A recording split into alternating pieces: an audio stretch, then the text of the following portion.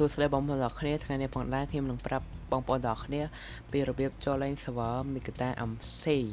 ហើយជាដំបូងបងប្អូនត្រូវចុចលើពាក្យ multiplayer ហើយបងប្អូនដាក់ add server ហើយបងប្អូនដាក់ IP server នឹងតែម្ដងបណ្ដោយទៅបាទ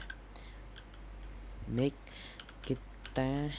MC.inc ណាឥឡូវចុចហើយចុចjoin តែម្ដងទៅបាទហើយពេលបងប្អូន join ហើយបងប្អូនកុំភ្លេចដាក់ពាក្យ login ហើយដាក់ password បងប្អូនទាំងគ្នាបាទហើយ server នេះមាន game mode ចំនួន2 game mode 1គឺ Economy SMP season 6ហ្នឹងឯងបាទហើយមួយទៀតគឺ Bad Fall ហើយមួយទៀតគេកំពុងសាងសង់ខ្ញុំប្រហែល plot តែម្ដងបាទឥឡូវចុចចូលលេងតែម្ដងទៅបាទនឹងហើយបាទឥឡូវចូលដល់ហើយបាទហើយអានេះខ្ញុំកំពុងតែដើររត់តែមិនឯងបាទនឹងអរគុណបងប្អូនទាំងអស់គ្នាសម្រាប់ការទស្សនាទាំងអស់គ្នាកុំភ្លេចជួយ like subscribe ម្នាក់ផងដើម្បីទទួលបានវីដេអូថ្មីហ្នឹងហើយ goodbye បងប្អូនទាំងអស់គ្នាបាទសូមជម្រាបលាអរគុណច្រើនសម្រាប់ការមើលទាំងអស់គ្នា